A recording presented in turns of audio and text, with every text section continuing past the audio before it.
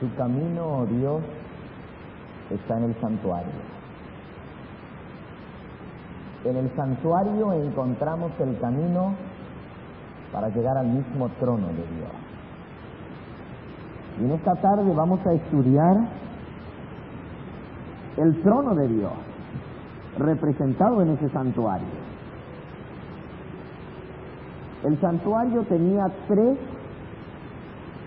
divisiones básicas. Lo que se conoce como el atrio o la corte es el patio exterior. Allí se encontraban el altar del sacrificio y el lavacro, la fuente de agua. Luego venía la parte llamada el lugar santo, donde se encontraba la mesa de los panes de la proposición, el candelabro todo de oro y el altar del incienso. Y finalmente, el lugar santísimo, donde había solamente un mueble, el arca del pacto. Cuando comparamos esto con el plan de salvación, nos damos cuenta que esas 3 divisiones del santuario, las 3 partes de las cuales estaba compuesto, nos hablan de la obra de Cristo en 3 fases para nuestra salvación. La corte, el patio o el atrio del templo, donde estaban el altar y el lavacro, representan la obra de Cristo en esta tierra. Esta mañana leímos en Isaías 66, versículo 1, el cielo es mi trono y la tierra el estrado de mis pies. La parte exterior al tabernáculo propiamente dicho representa la obra de Cristo en esta tierra, lo que Él haría aquí para nuestra redención. El altar de bronce bruñido, el bronce representa sacrificio, al pie del cual se derramaba la sangre, representa la muerte del Señor Jesús para el perdón de nuestros pecados, representa la justificación.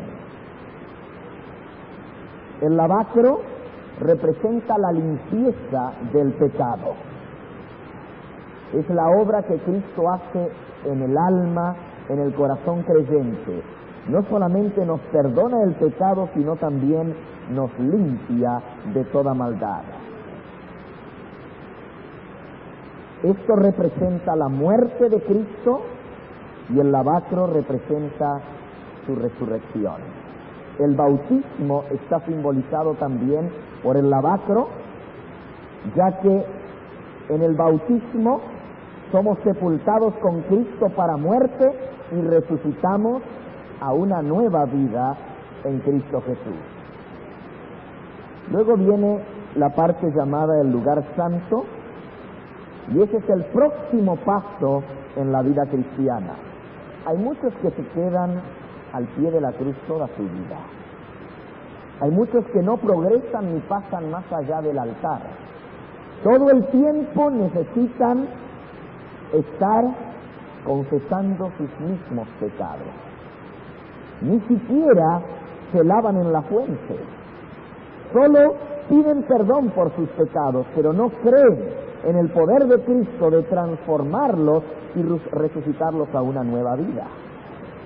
Pero después de esta obra, está representada en la conversión. El altar y el lavacro representan el arrepentimiento al pie de la cruz, la conversión y la transformación, el nuevo nacimiento a través del agua. El que no naciere del agua y del Espíritu no puede entrar en el reino de los cielos. Pero después del nuevo nacimiento, después de la conversión, entonces viene la santificación. La santificación representado en el lugar santo. Y tenemos allí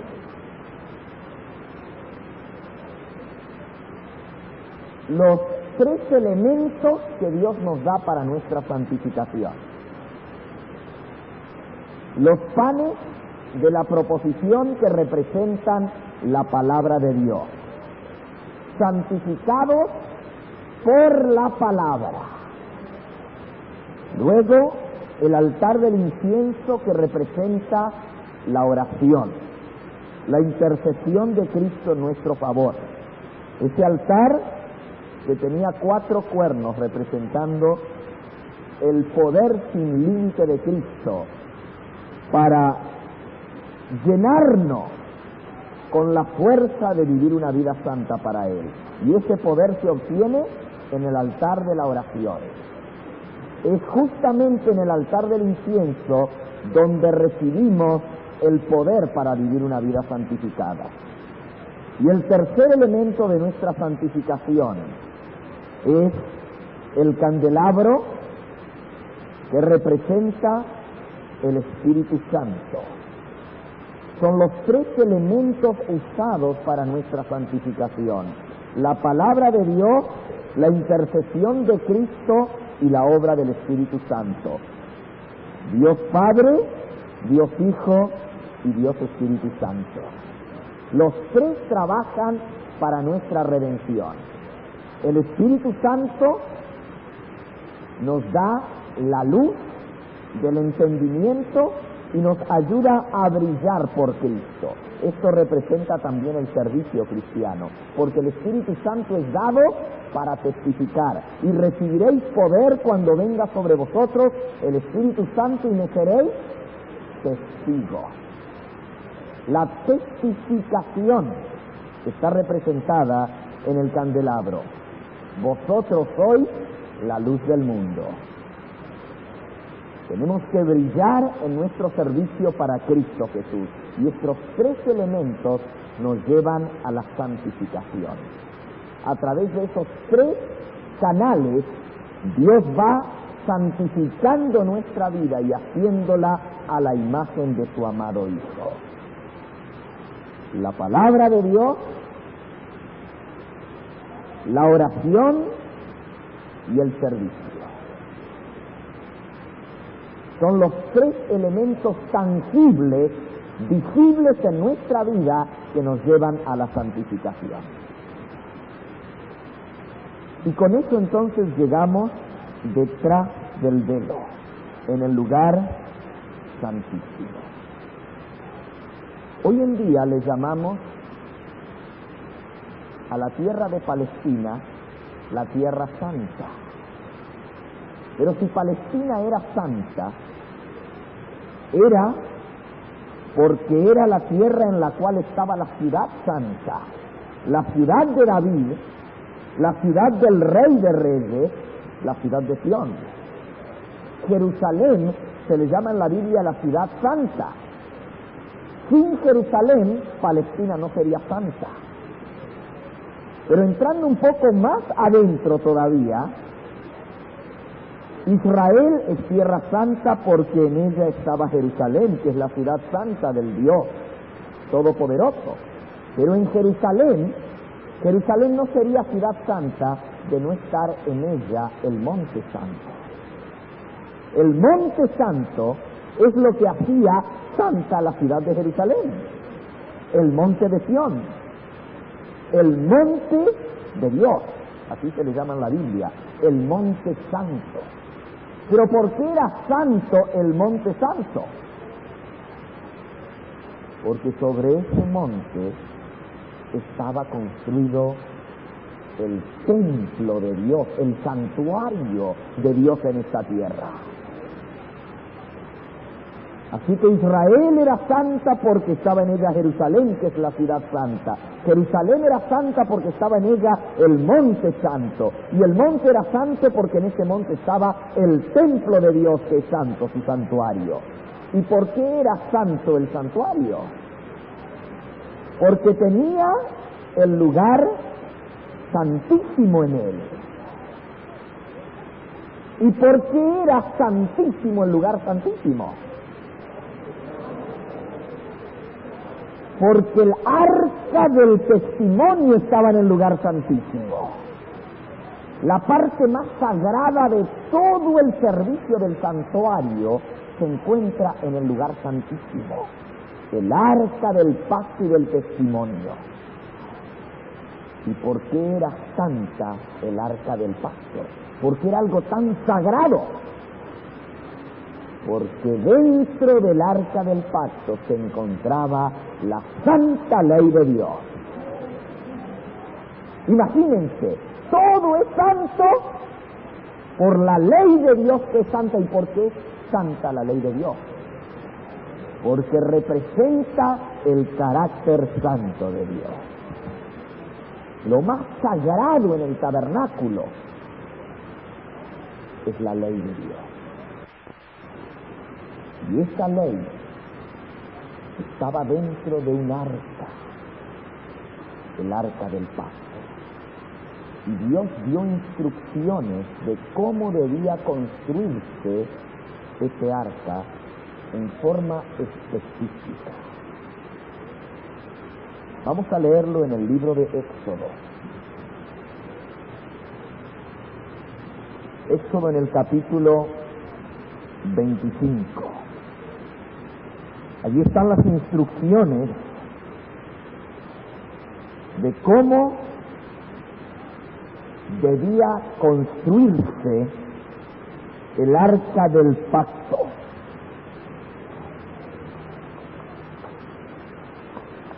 Éxodo capítulo 25, versículo 10 en adelante. Dice allí: harán también un arca de madera de acacia, cuya longitud será de 2 codos y medio, su anchura de codo y medio y su altura de codo y medio. Y la cubrirás de oro puro por dentro y por fuera. Y harás sobre ella una cornisa de oro alrededor. Fundirás para ella 4 anillos de oro que pondrás en sus 4 esquinas, 2 anillos a un lado de ella y 2 anillos al otro lado. Harás unas varas de madera de acacia, las cuales cubrirás de oro. Y meterás las varas por los anillos a los lados del arca para llevar el arca con ellas. Las varas quedarán en los anillos del arca y no se quitarán de ella. Y pondrás en el arca el testimonio que yo te daré. Y harás un propiciatorio de oro fino, cuya longitud será de 2 codos y medio y su anchura de codo y medio.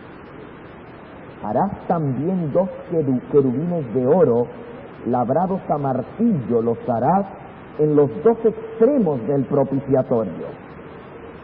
Harás pues un querubín en un extremo y un querubín en el otro extremo. De una sola pieza con el propiciatorio harás los querubines en sus 2 extremos. Y los querubines se extenderán por encima las alas, cubriendo con sus alas el propiciatorio, sus rostros volteados el uno frente al otro, mirando hacia el propiciatorio los rostros de los querubines. Y pondrás el propiciatorio, o sea, la tapa del arca, encima del arca, y en el arca pondrás el testimonio que yo te daré. Y de allí, de medio de los querubines, hablaré contigo sobre el propiciatorio. De entre los 2 querubines que están sobre el arca del testimonio, todo lo que yo te mandare para los hijos de Israel. Las instrucciones dadas para construir el arca eran muy específicas. El arca debía ser hecha de madera de acacia y debía ser recubierta por fuera y por dentro de oro fino. La palabra arca quiere decir un lugar de refugio. En la Biblia se mencionan solamente dos arcas. Una es el arca de Noé, que sirvió de refugio para Noé y su familia y los animales en medio del diluvio. Y la otra arca es el arca del testimonio o el arca del pacto, que sirvió de refugio para recibir en su seno las dos tablas de piedra escritas con el dedo de Dios. El arca es el lugar de seguridad, el lugar de seguridad para la ley de Jehová. Esa ley fue puesta dentro del arca y cubierta con el propiciatorio, que es un símbolo del trono de Dios, el Rey del universo. El propiciatorio, la tapa del arca, representa el trono de Dios, porque Él se manifestaba en medio de los dos querubines de oro. Aquí está el propiciatorio, la tapa, y entonces el artista ha cortado, simulando aquí una abertura para poder ver las dos tablas de piedra que estaban dentro del arca. En medio de los dos querubines de oro, hechos de una sola pieza de oro junto con el propiciatorio, se manifestaba la presencia de Dios. Dice allí: yo hablaré a ti en medio de los dos querubines de oro encima del propiciatorio y te diré todo lo que debes decir al pueblo de Israel. Entre los dos querubines había un claro de gloria indescriptible, una luz potente, un brillo sobrenatural que no salía del oro ni de ninguna luz dentro del santuario, sino era la gloria de la presencia divina. Escondido en medio de la nube de gloria estaba la presencia del Dios Rey de Israel. Por así decirlo, sentado sobre su trono de gloria, con dos querubines, uno a cada lado. El arca entonces, con su propiciatorio, representa el trono de Dios. Estos dos querubines que estaban a ambos lados, mirando hacia el propiciatorio, con sus alas cubriendo el propiciatorio y con sus rostros mirando hacia el arca del pacto, mirando hacia el propiciatorio, representan los ángeles cubridores que están en la misma presencia de Dios junto a su trono en el cielo. Solo que esos ángeles en el cielo no son de oro, sino que son reales. Son ángeles verdaderos que miran hacia el trono de Dios. ¿Y sabían ustedes que uno de esos ángeles, que tuvo el privilegio de ser un ángel cubridor o protector, cubridor y protector de la ley de Dios, estaba junto al trono del Rey del universo en el cielo, fue el mismo Lucifer? La Biblia dice que él era un querubín, ¿qué cosa? Cubridor. Uno de los dos ángeles que tuvo el privilegio de estar en la misma presencia de Dios en el lugar santísimo, en el santuario celestial. Por eso dice la Escritura: ¿cómo caíste, oh lucero, hijo de la mañana? Tú, querubín protector, en medio de piedras de fuego te paseabas. Perfecto eras en todos tus caminos hasta que se halló en ti maldad. Debajo del propiciatorio, entonces estaba la ley. Eso representa que la ley de Dios es el fundamento de su gobierno. Dios está sentado, por así decirlo, sobre su ley, lo que le da estabilidad al gobierno de Dios, porque el trono es símbolo del gobierno. El trono representa donde se sienta el rey, que tiene autoridad de gobernar porque es el rey del universo. Y si el propiciatorio representa el trono de Dios, la ley entonces representa el fundamento del gobierno divino, la base misma que le da estabilidad a todo el gobierno de Dios. Y esa ley es santa, es justa y es buena, así como Dios es santo, justo y bueno. Su gobierno es un gobierno santo, su justicia se ve por doquier, su bondad se deja ver en su trono, porque Él es misericordioso, un Dios amante, tardo para la ira y grande en misericordia. Por eso, al propiciatorio se le llama el asiento de la misericordia. Literalmente la palabra hebrea que se traduce al español propiciatorio viene de nuestra palabra propiciar en español. Justamente, sé propicio a mi pecador, ten misericordia de mí. La palabra hebrea literalmente dice asiento de misericordia. En inglés no se le llama propiciatorio a la tapa del arca, sino que se le llama, igual que en hebreo, the mercy seat. El propiciatorio es mercy seat, o sea, el asiento de la misericordia divina. Pero aquí, en el arca del pacto, se encuentran la justicia y la misericordia. Porque Dios es todo amor, todo misericordia, pero Él también es todo justicia. La justicia es justicia eterna, y la justicia representa su ley. Su ley es justa.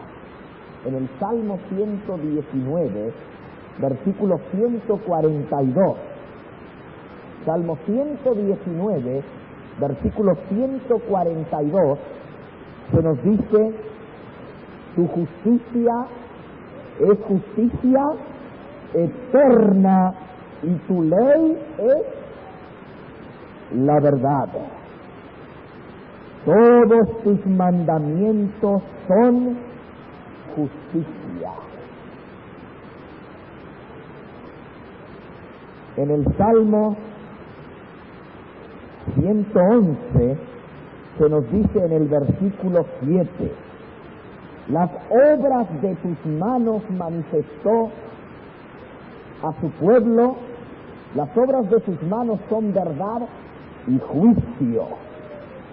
Fieles son todos sus mandamientos, afirmados eternamente y para siempre, hechos en verdad y en rectitud. Los mandamientos de Dios son verdad, y la verdad es verdad eterna. Su ley es tan eterna como Dios mismo. Los mandamientos están eternamente afirmados y para siempre.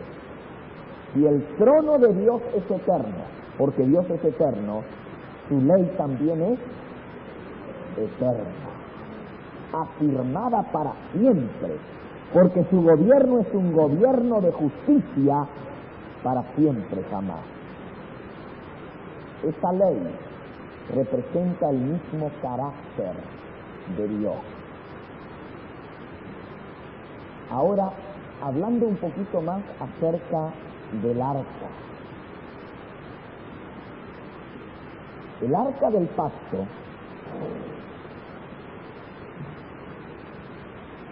también nos representa a Jesús. Él está representado por el propiciatorio.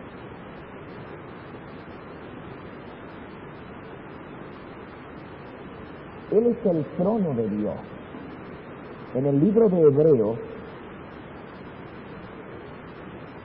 en el capítulo 1, nos dice en el versículo 8, más del Hijo dice, tu trono, oh Dios, es por el siglo del siglo, cetro de equidad es el cetro de tu reino. Has amado la justicia y aborrecido la maldad, por lo cual te ungió Dios, el Dios tuyo, con óleo de alegría más que a tus compañeros. Tu trono, oh Dios, es eternamente y para siempre. ¿Pero de quién se dice eso? ¿Qué dice allí? Del Hijo dice, tu trono, oh Dios, es eternamente y para siempre. Jesús es Dios eterno y Él está representado en ese trono también. Él dice en Apocalipsis 3:21, al que venciere yo le daré que se siente conmigo en mi trono, así como yo he vencido y me he sentado con mi Padre en su trono.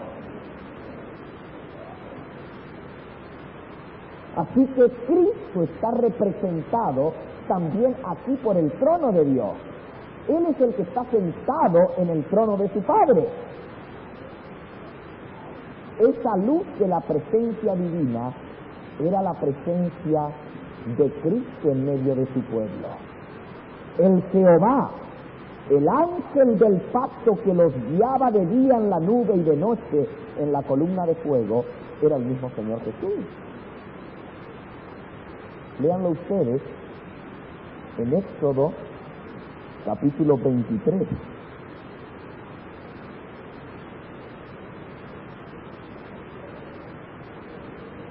Dice allí el versículo 20. He aquí yo envío mi ángel delante de ti, para que te guarde en el camino y te introduzca en el lugar que yo he preparado. Guárdate delante de él y oye su voz, no le seas rebelde, porque él no perdonará vuestra rebelión, porque mi nombre está en él. Versículo 23, porque mi ángel irá delante de ti. El ángel que guiaba al pueblo de Israel en la nube, cuando el tabernáculo se asentaba, la nube se detenía en un lugar y esa era la indicación que el pueblo debía acampar en ese lugar.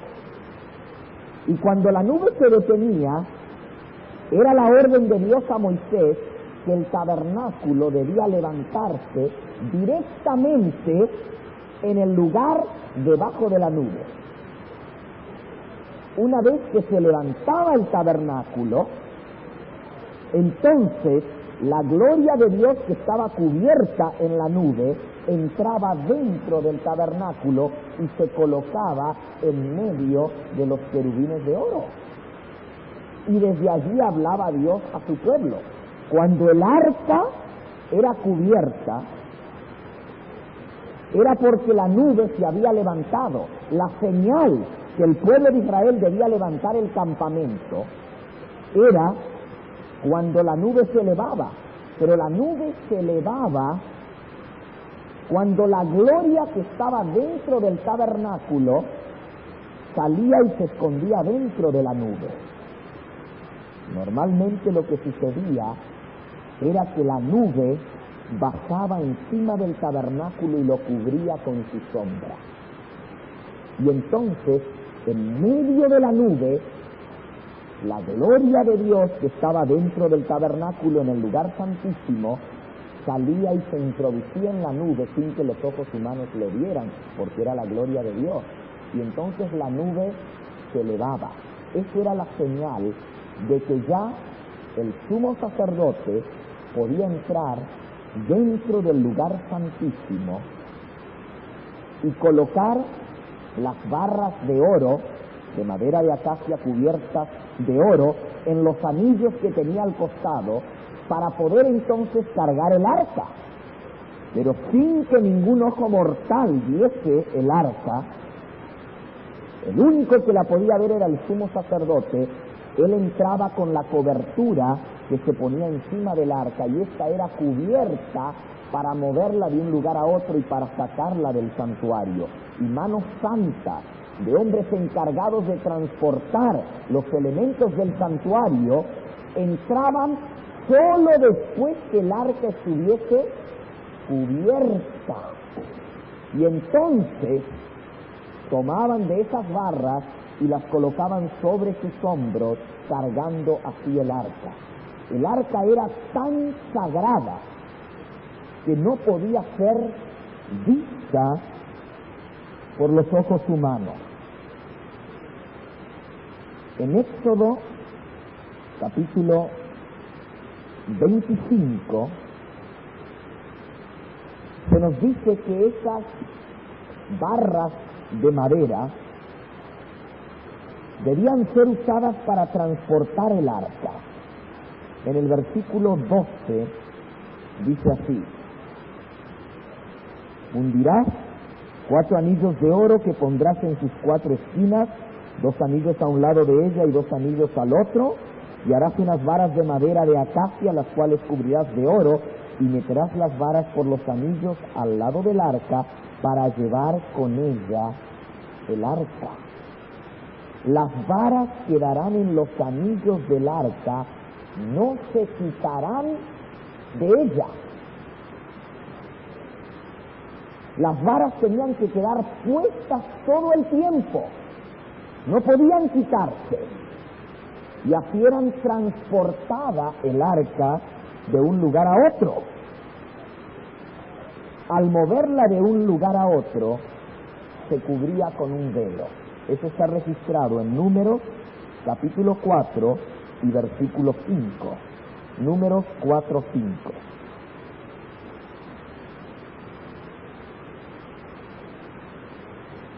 Dice allí: cuando haya de mudarse el campamento, vendrán Aarón y sus hijos y desarmarán el velo de la tienda y cubrirán con él el arca del testimonio, y pondrán sobre ella la cubierta de pieles de tejones y extenderán encima un paño todo, ¿de qué color?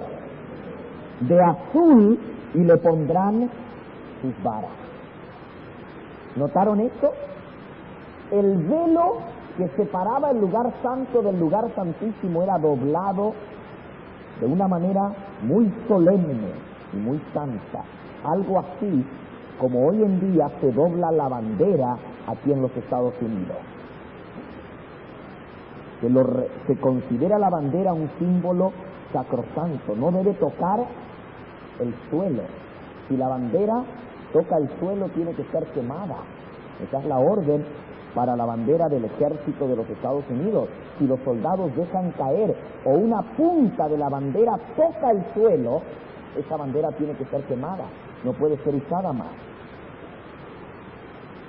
De igual manera, el velo que representaba a Cristo, su carne, ese velo tenía que ser doblado en forma muy cuidadosa, y ese velo se colocaba encima del arca para cubrirla. Y luego la capa exterior, noten que la capa interna que iba adentro era de los mismos 4 colores, o de los mismos 3 colores con lino, que se usaba en el velo de separación. Esa era la capa interna, la de más de adentro.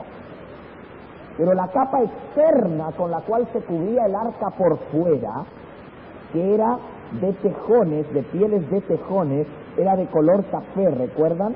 La capa externa, esa también se doblaba en forma cuidadosa y cubría el arca por encima para moverla de un lugar a otro. Vean ustedes qué hermoso simbolismo también. El arca representa el trono de Dios. La ley representa el carácter de Dios. Y ese carácter santo y puro de Dios era cubierto por el velo que representa a Cristo. Y luego se usaba la capa externa que representa la humanidad de Cristo para cubrir la parte divina que estaba dentro. Para mover el arca tenía que estar cubierta con el velo de los tejones de color café, marrón, que representa la humanidad de Cristo. La divinidad cubierta por la humanidad. Y así era transportada. Nadie podía verla. Las varas nunca se sacaban. Eso representa los clavos que atravesaron a Cristo en su cuerpo para hacer recordar el sacrificio de Cristo. Por esa ley se dejaban esas varas que tenían que entrar por los orificios, y con eso era transportado de un lugar a otro. El arca era llevada en los hombros de los levitas, que habían sido señalados especialmente con la responsabilidad de ese trabajo. La penalidad, la paga de la desobediencia sobre este punto podía, y no solo podía, sino que causaba la muerte. Lean ustedes, por ejemplo, en Primera de Crónicas, capítulo 13. Primera de Crónicas 13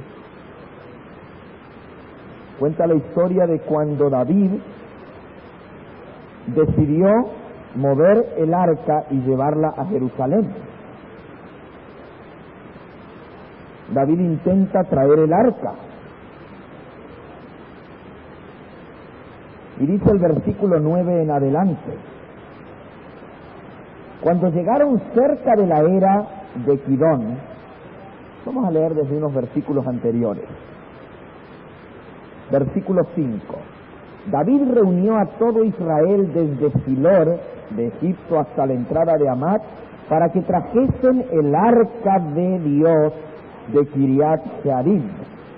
Y subió David con todo Israel a Baalá de Kiriat Jearim, que está en Judá, para pasar de allí el arca de Jehová Dios, que mora entre los querubines, sobre la cual su nombre es invocado.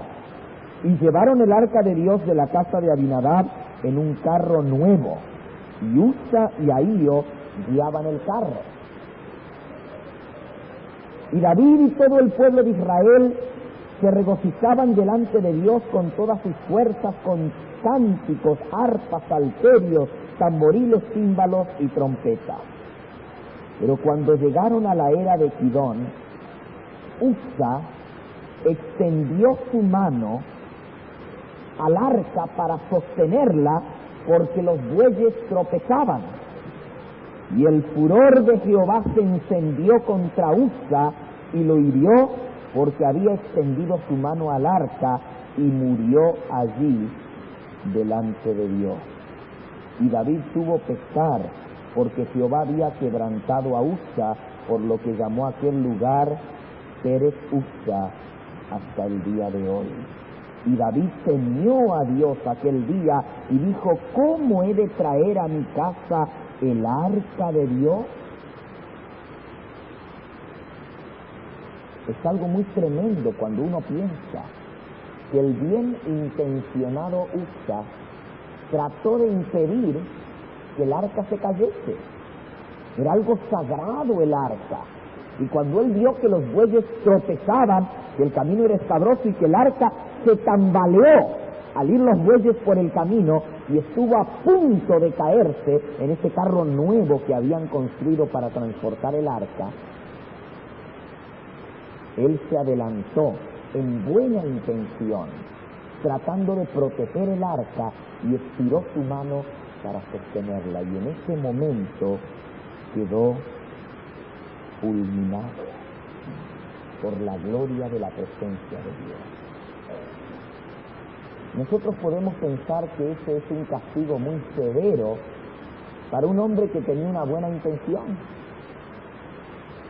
Usa deseaba evitar que el arca se cayese, pero la instrucción de Dios era: no será vista ni tocada por nadie.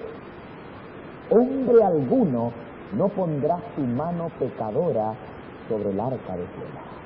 Ni siquiera los levitas, que eran consagrados a Dios, que tenían que lavarse y ponerse sus vestiduras blancas para transportar el arca de Dios, podían tocarla. Lo que ellos podían tocar era las varas, pero el arca no la podían tocar. Por eso las varas se colocaban y quedaban en su lugar. Nadie debía tocarla, ni siquiera para ponerle las varas en su lugar. Y uno dice: ¿por qué tan severo? La mensajera del Señor nos dice que esto nos enseña la santidad de la ley de Dios que iba en el arca del pacto, y que debemos tratar esa ley con tremenda reverencia y solemnidad, que nunca debemos tratar la ley de Dios con indiferencia o dejar de lado ninguno de sus preceptos. Es una ley santa y debe ser tratada con santidad y solemnidad. Esas tablas de piedra estaban escritas con el mismo dedo de Dios. Y el arca del pacto, el arca se le llama el arca del testimonio, porque lo que estaba colocado dentro eran las tablas del testimonio. En Éxodo capítulo 32 y versículo 15, Éxodo 32, 15, se nos dice: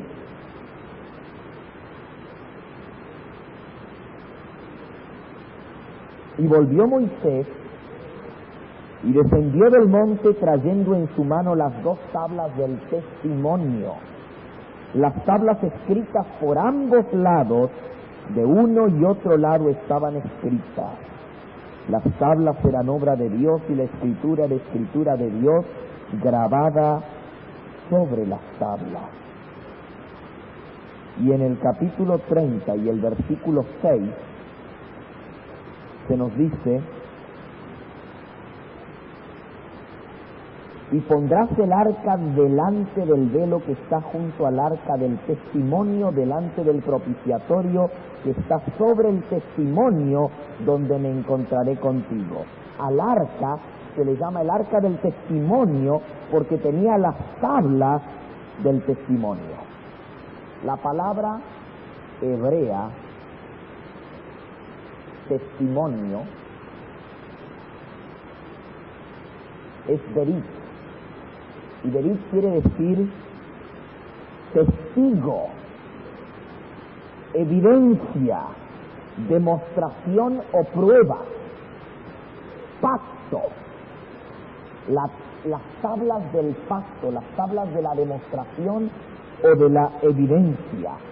Así que los 10 mandamientos son un testimonio de la autoridad de Dios, son la prueba, la evidencia del gran creador de que Él es el único Dios verdadero que debe ser adorado. Estos testimonios, esta evidencia, sobre todo se ve manifiesta en el 4º mandamiento de la ley de Dios, porque nos presenta a Dios como el que tiene el derecho como Dios por ser el creador. Este 4º mandamiento es el que el diablo más ha atacado, el que el diablo quiere destruir. Él quiere borrarlo, a ese testimonio de la faz de la tierra. Tengamos cuidado de los ardides satánicos, no sea que Satanás salga triunfante en su obra nefasta, porque él quiere borrar aún el testimonio del sábado de nuestra vida. Esas tablas están puestas dentro del arca. En el corazón mismo del santuario estaba el lugar santísimo.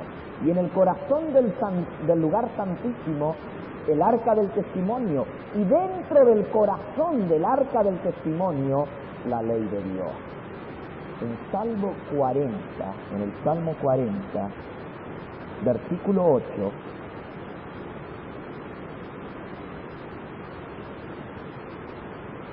nos dice el Señor Jesús: el hacer tu voluntad, Dios mío, me ha agradado, y tu ley está en medio de mi corazón. ¿Qué lugar más seguro para colocar la ley de Dios? En el corazón de Cristo. El hacer tu voluntad, Dios mío, me ha agradado, y tu ley está en medio de mi corazón. Ese es el arca de seguridad. El arca del pacto y del testimonio es el corazón de Cristo. Dios no podría haber escogido un lugar más seguro para guardar el testimonio que el corazón mismo de Cristo. Él sabía que su ley estaría segura allí. Él sabía que su ley en ese corazón no sería puesta a un lado, que su ley no sería traicionada, que nunca sería olvidada ni transgredida, nunca sería mal representada. En el corazón de Cristo esa ley estaría segura.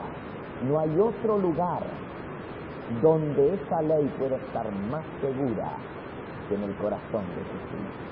¿Y saben, hermanos? Cuando uno acepta a Cristo, Cristo viene a morar en nuestro corazón.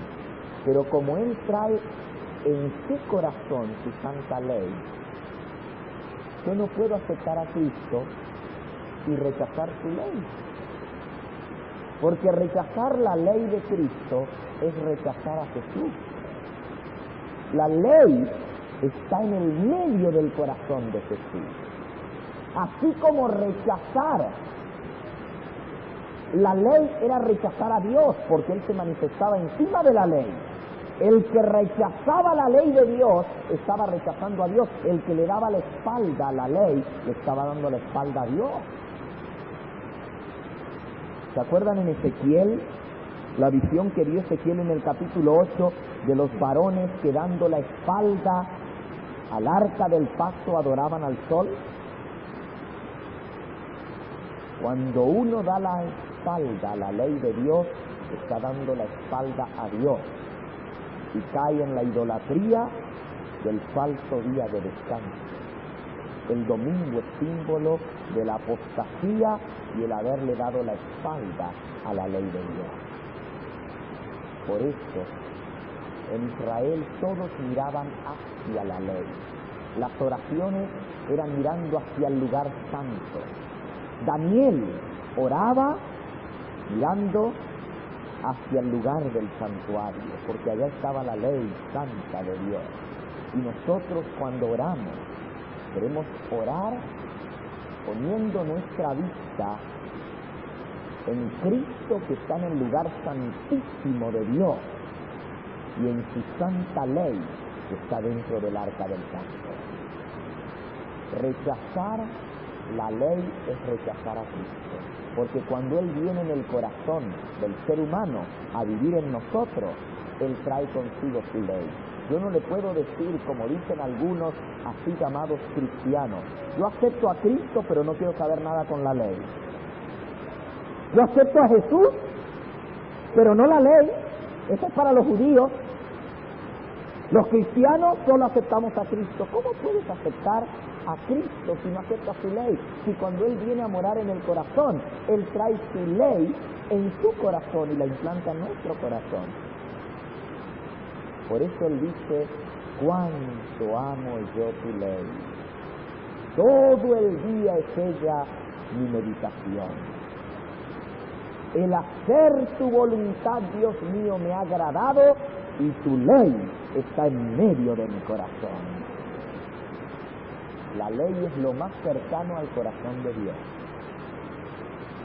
Y por eso todo verdadero cristiano se deleitará en tener esta ley escrita en su propio corazón. Son las tablas del testimonio escritas con el dedo de Dios. ¿Quién escribió la ley sobre tablas de piedra? ¿Con qué fueron escritas? ¿Y qué es el dedo de Dios?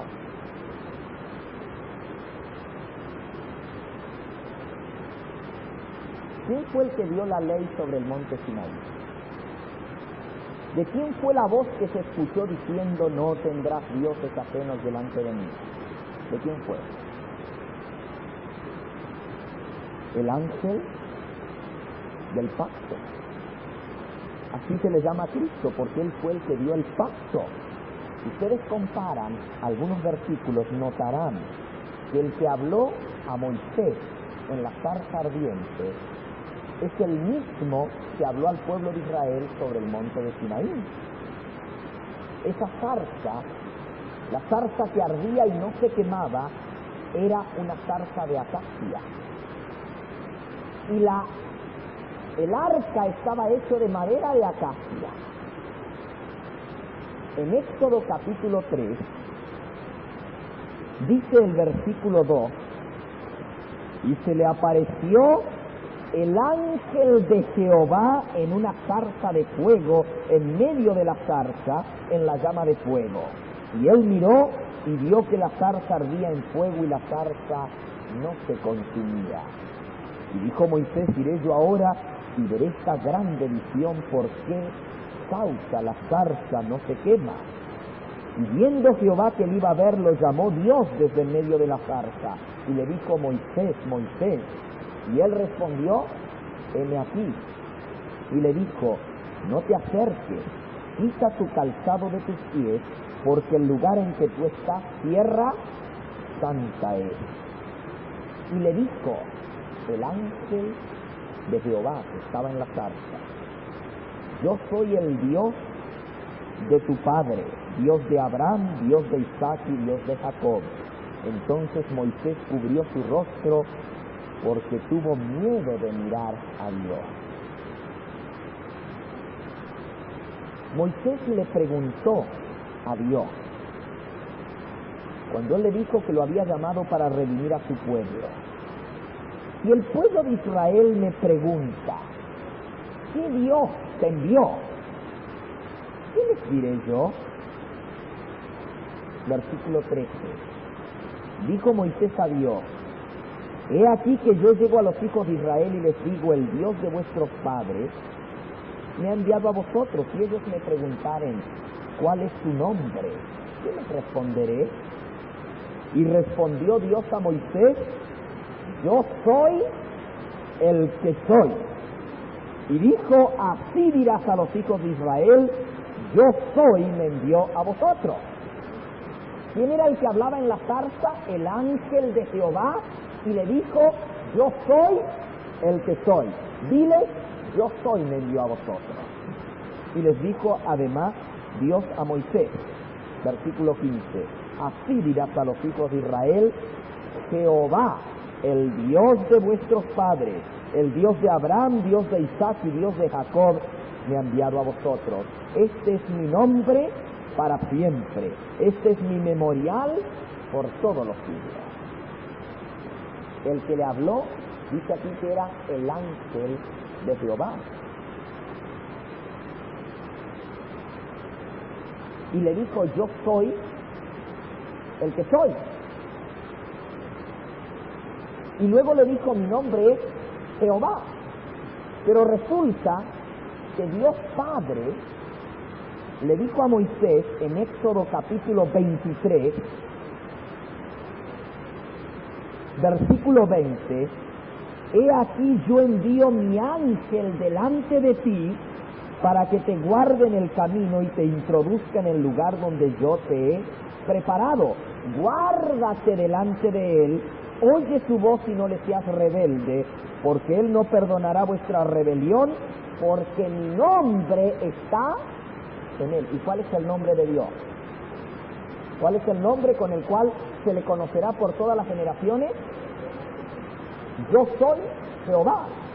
Y ahora dice que el ángel también lleva el nombre de Dios. Jehová, el mismo Dios. Busquemos ahora en el libro de Hechos, en el capítulo 7, en el Nuevo Testamento. Hechos, capítulo 7.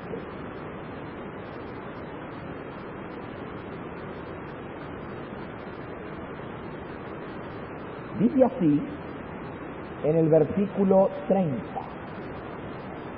Pasados 40 años, el ángel se le apareció en el desierto del monte de Sinaí, en la llama de fuego en una zarza. Entonces Moisés, mirando, se maravilló de la visión, y acercándose para observar, vino a él la voz del Señor. ¿La voz de quién? Del Señor. Y le dijo: yo soy el Dios de tus padres, el Dios de Abraham, el Dios de Isaac y el Dios de Jacob. Y Moisés, temblando, no se atrevía a mirar. Y le dijo el Señor: quita el calzado de tus pies, porque el lugar donde estás, tierra santa es. He visto la aflicción de mi pueblo que está en Egipto, y he oído su gemido, y he descendido para librarlos. Ahora pues ven, te enviaré a Egipto. Al oír esto, Moisés, a quien habían rechazado diciendo: ¿quién te ha puesto por gobernante y juez?, a este lo envió Dios como gobernante y libertador. ¿Por mano de quién? Del ángel que se le apareció en la zarza. Y luego en el versículo 38 dice: este es aquel Moisés que estuvo en la congregación en el desierto con el ángel que le hablaba en el monte Sinaí.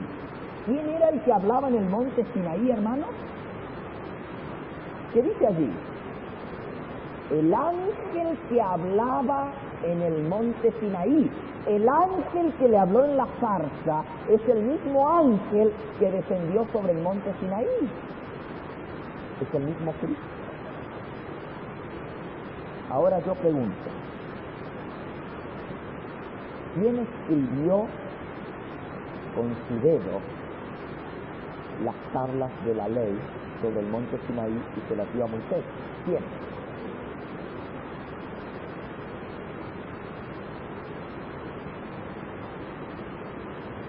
¿Quién bajó sobre el monte Sinaí y habló? Cristo, el ángel del pacto. Por eso en la Biblia se le llama el ángel del pacto. La mensajera del Señor nos dice que sobre el monte Sinaí descendió Dios Padre, Dios Hijo y Dios Espíritu Santo. Los tres bajaron sobre el monte Sinaí. Ya vimos a Dios Padre y a Dios Hijo. Si no están convencidos, lean otra vez Éxodo capítulo 23 y versículo 20. Porque Dios los llamó desde la nube y Moisés subió. Eso ustedes lo pueden leer. En capítulo 23 y versículo 20 dice que Dios le dijo: he aquí yo envío mi ángel delante de ti para que te guarde en el camino. No le seas rebelde, porque no perdonará vuestra rebelión, porque mi nombre está en él. Versículo 23, porque mi ángel irá delante de ti. ¿Quién es el que está hablando? Obviamente el que está hablando no es el mismo ángel, porque está diciendo: yo envío a mi ángel delante de ti. Así que el que está hablando sobre el monte Sinaí con Moisés es el Padre, porque él dice: yo envío mi ángel. Pero les voy a hacer ahora un descubrimiento tremendo. ¿Están listos? Se van a sorprender. ¿Sabían ustedes que el que escribió la ley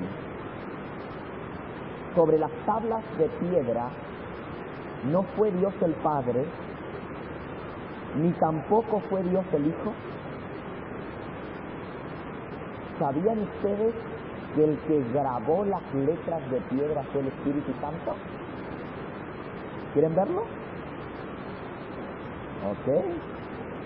Con una fiesta escrito. Vamos a buscar en Éxodo capítulo 31, versículo 18. Éxodo 31, 18. Y dio a Moisés, cuando terminó de hablar con él en el monte de Sinaí, 2 tablas de piedra, las tablas del testimonio, escritas ¿con qué? Con el dedo de Dios.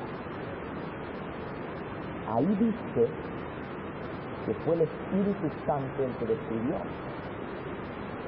Léanlo bien, ¿o no lo ven? ¿Qué dice? Léanlo otra vez. ¿O están ciegos? Dio a Moisés, cuando acabó de hablar con él en el monte de Sinaí, 2 tablas del testimonio, tablas de piedra, escritas ¿con qué? Con el dedo de Dios. ¿No ven ustedes al Espíritu Santo ahí? ¿Cuál es el Espíritu Santo?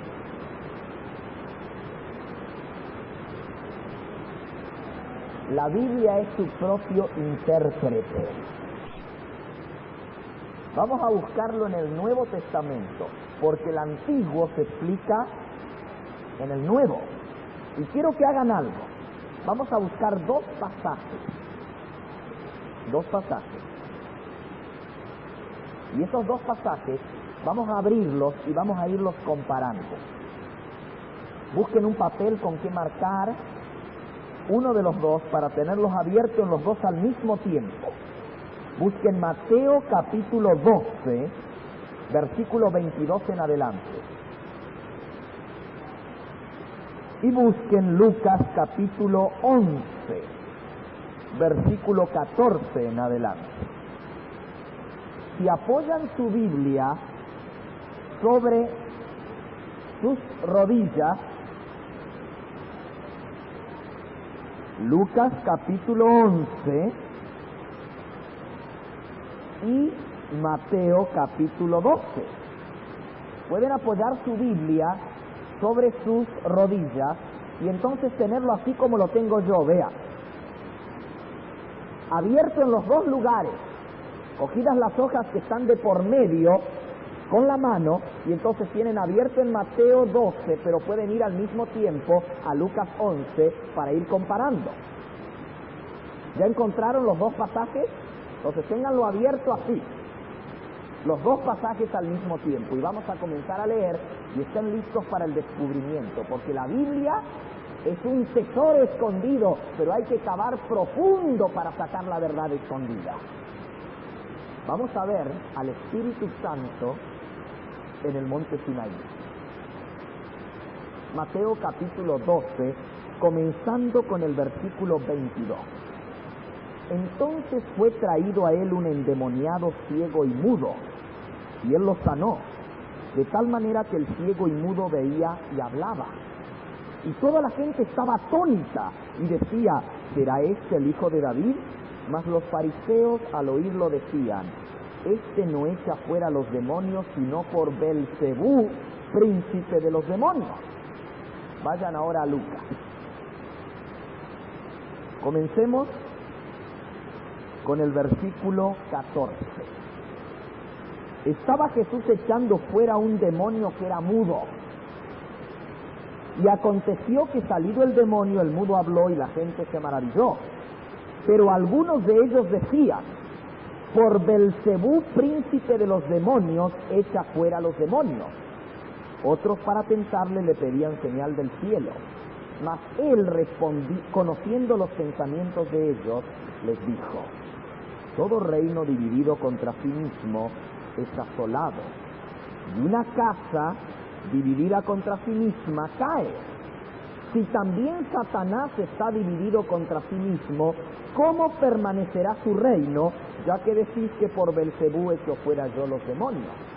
Vuelvan a Mateo ahora. Versículo 25.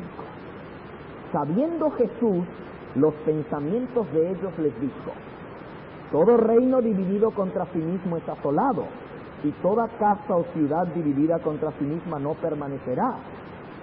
Y si Satanás echa fuera a Satanás, contra sí mismo está dividido, ¿cómo pues permanecerá su reino? Y si yo echo fuera los demonios por Belcebú, ¿por quién los echan vuestros hijos? Por tanto, ellos serán vuestros jueces. Vayan ahora a Lucas, versículo 19. Pues si yo echo fuera los demonios por Belcebú, vuestros hijos, ¿por quién los echan? Por tanto, ellos serán vuestros jueces. ¿Estamos leyendo lo mismo, sí o no?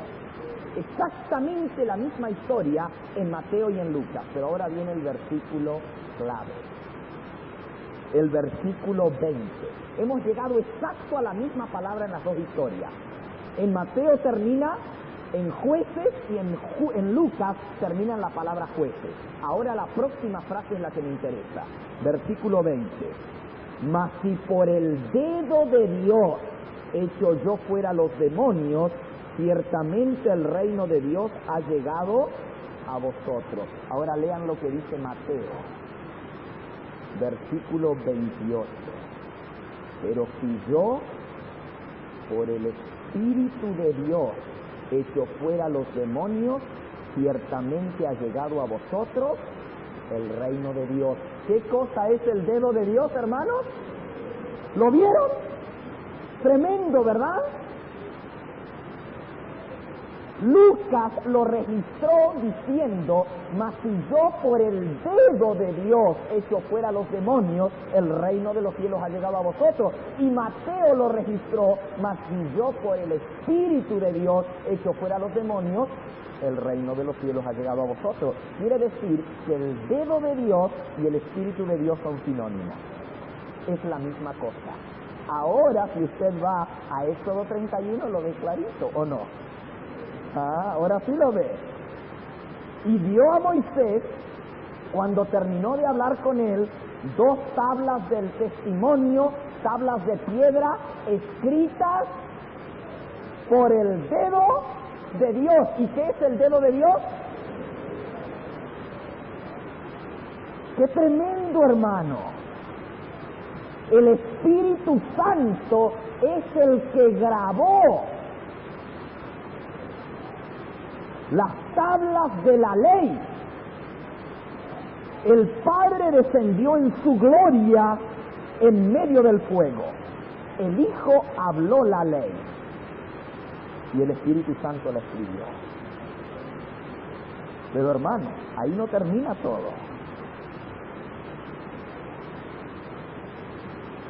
¿Saben que la obra del Espíritu Santo sigue siendo la misma hoy en día? En el pacto antiguo, la ley se escribió en tablas de piedra, pero en el nuevo pacto, la ley se escribe en tablas de carne del corazón y se guarda en el lugar del templo de Dios, que somos nosotros, nuestro cuerpo, en el lugar santísimo que es la mente.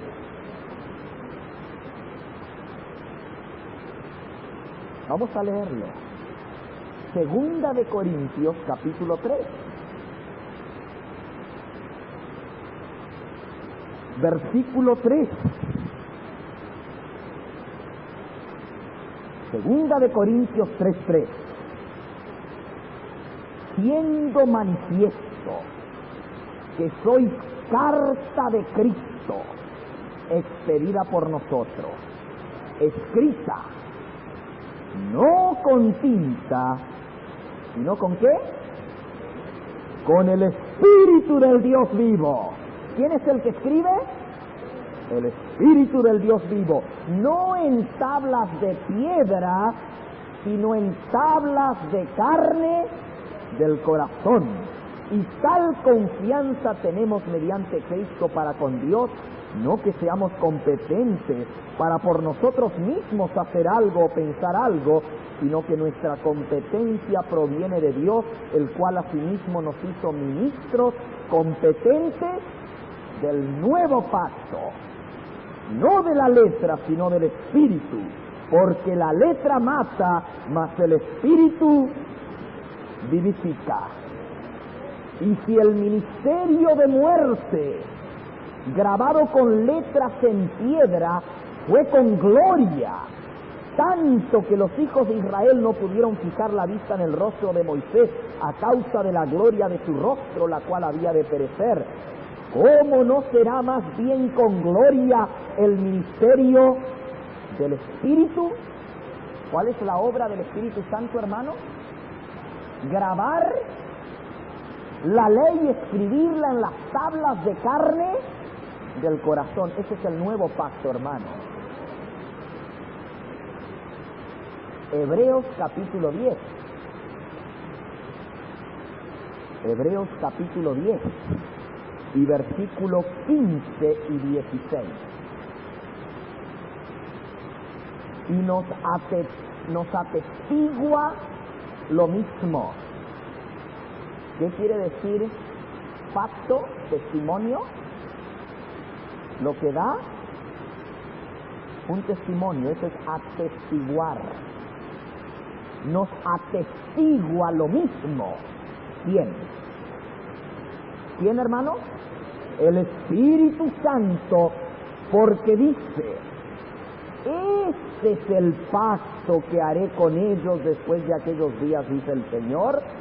Pondré mis leyes en sus corazones, en sus mentes las escribiré. ¿Cuál es la obra del Espíritu Santo, hermano? Grabar en tablas de carne del corazón, en nuestra mente, la santa ley de Dios. En este santuario es guardada la ley, nuestro cuerpo.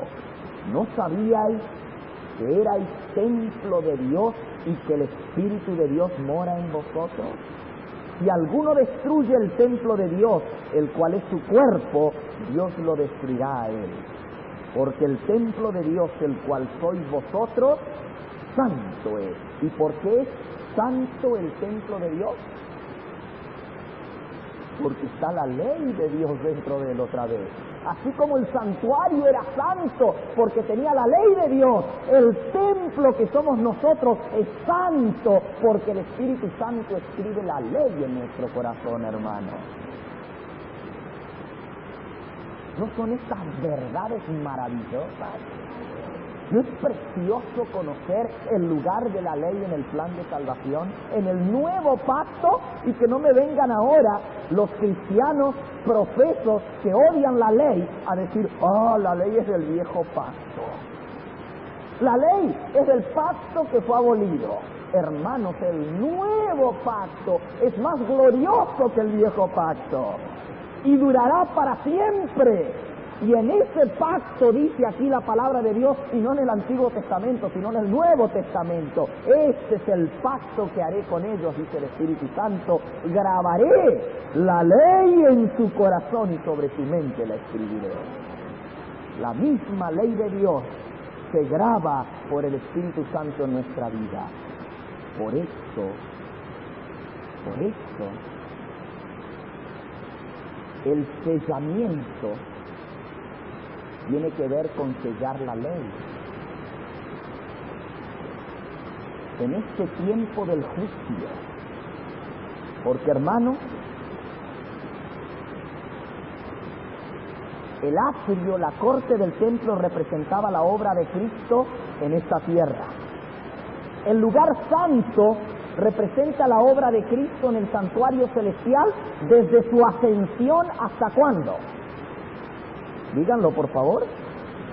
Hasta 1844, según la profecía de Daniel 8:14. Y desde 1844 en adelante, la obra de Cristo es en el lugar santísimo como sumo sacerdote, así como el sumo sacerdote entraba en el lugar santísimo una vez al año, en la última parte del año. Y vamos a estudiar más adelante las fiestas que tienen que ver con el santuario. Había 7 fiestas. Las primeras 4 tenían que ver con la primera venida de Cristo a esta tierra, su muerte, su resurrección y su ascensión al cielo. Las 3 últimas fiestas tenían que ver con su segunda venida, el día de la expiación, el juicio y la venida de Cristo en gloria. Y hermano, la atención del pueblo de Dios en este día del juicio, el día antitípico del juicio, debe ser dirigida a la ley de Dios. Así como todos los hijos de Israel esperaban al sumo sacerdote cuando hacía su obra en el lugar santísimo, y por la fe, aunque no lo podían ver, lo seguían mientras entraba en el lugar santísimo, a donde estaba la santa ley de Dios. Así, el pueblo del juicio, el pueblo que había de vivir durante el gran día antitípico del juicio, por la fe debe ver a Cristo entrando y ministrando en el lugar santísimo del santuario celestial, donde está la santa ley de Dios. Por eso, el pueblo del juicio es llamado a predicar y a proclamar y a vivir la ley de Dios. Y por eso en la obra del sellamiento, que tiene que ver con el día del juicio, lo que se sella en el corazón de los discípulos es la ley de Dios. Isaías capítulo 8 y versículo 16. Isaías 8:16.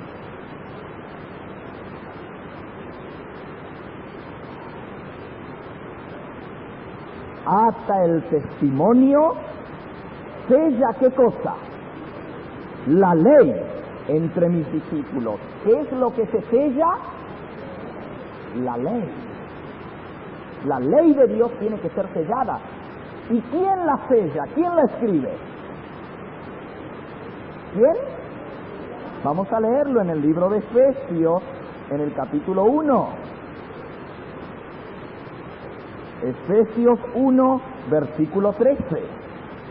En él estáis también vosotros, habiendo oído la palabra de verdad, el evangelio de vuestra salvación, y habiendo creído en él, fuisteis sellados con el Espíritu Santo de la promesa.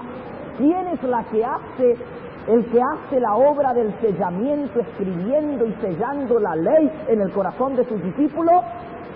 El Espíritu Santo. Efesios 4:30. Efesios 4:30. No contristéis al Espíritu Santo de Dios, con el cual fuisteis ¿qué? Sellados para el día de la redención. Hermano, el sellamiento tiene que ver con la obra del Espíritu Santo escribiendo su santa ley en nuestros corazones. Por eso el pueblo del juicio, el pueblo que ha entrado por la fe en el lugar santísimo, recibe la obra del Espíritu Santo en su vida de grabar la ley en su corazón. ¿Y saben cómo son marcados, son sellados el pueblo de Dios? ¿Qué es lo que los identifica? ¿Cuál es el sello de Dios? ¿Cuál es, hermano? La obediencia plena a todos los mandatos de Dios. Hay un texto que a mí me gusta mucho. Está en 2 de Timoteo capítulo 2 y versículo 19. Miren lo que dice. 2 de Timoteo 2, 19. Pero el fundamento de Dios está firme, teniendo este sello. Conoce el Señor a los que son suyos, y apártese de iniquidad todo el que invoca el nombre de Cristo. ¿Cuál es el sello, hermanos? Apártese de iniquidad todo el que invoca el nombre de Cristo.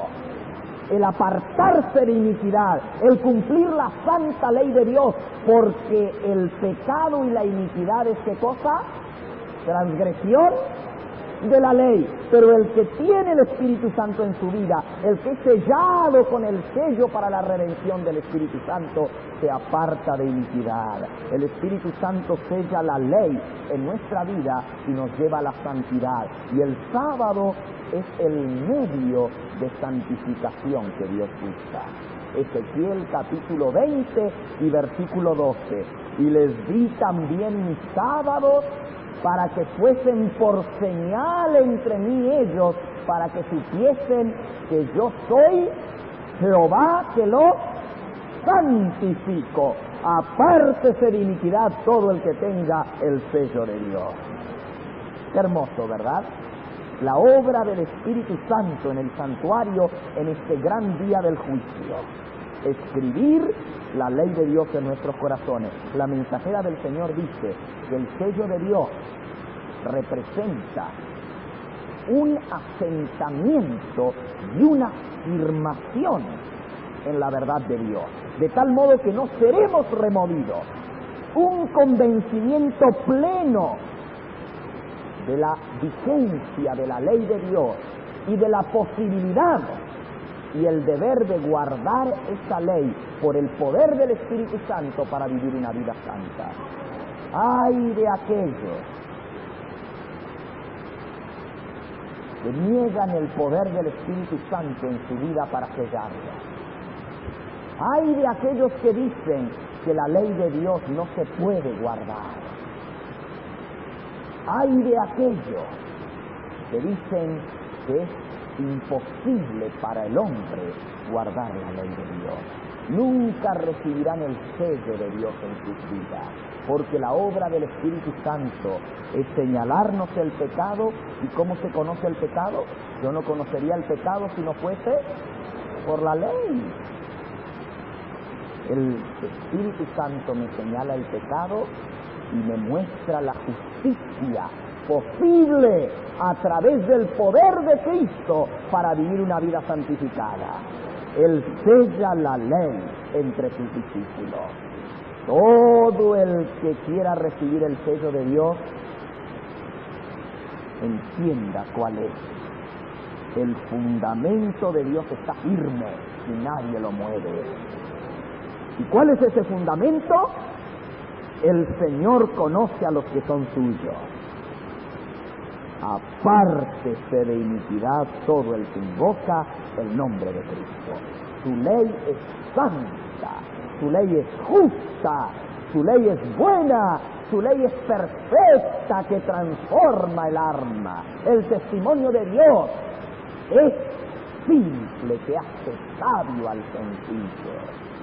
La palabra de Dios y su santa ley han de morar en el corazón del redimido mediante Cristo.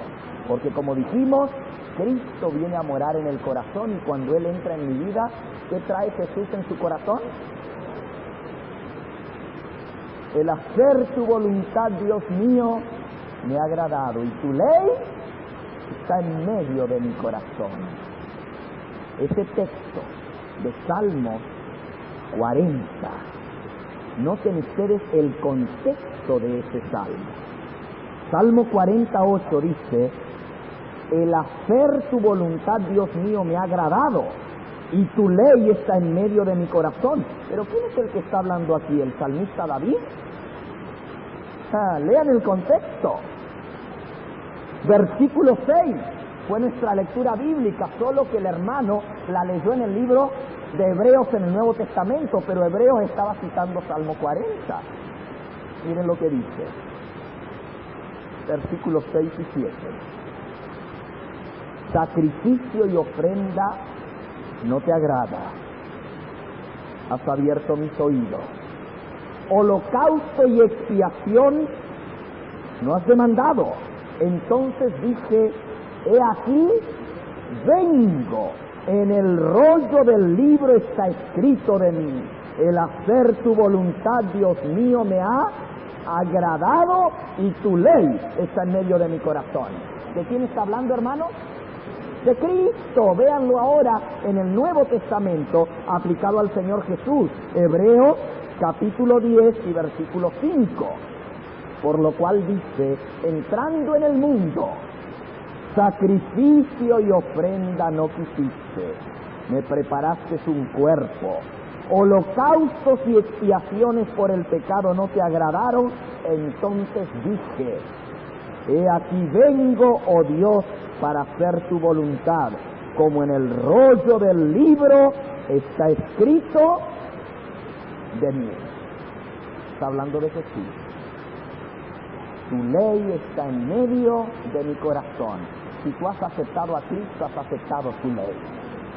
Y has aceptado la obra del Espíritu Santo, porque Cristo mora en el corazón regenerado a través de su Espíritu. Y el Espíritu escribe y sella la ley entre sus discípulos. Que Él pueda sellar tu vida también hoy, mediante el Espíritu Santo, para llevarte a una plena obediencia por amor de Cristo, a respetar su ley,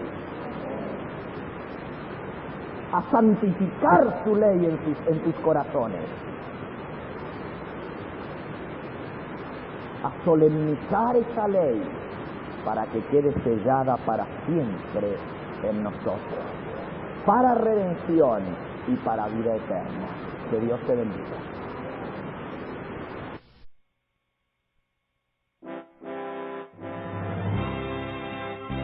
Agradecemos al pastor Gambetta por su valioso aporte a la proclamación del mensaje adventista.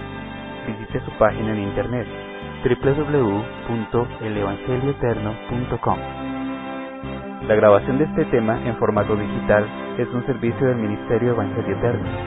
Para obtener gratuitamente estudios selectos de la Biblia y de los escritos de Elena G. de White, o para solicitar nuestras publicaciones impresas, diríjase a www.hogarisalud.com y www.evangelioeterno.com.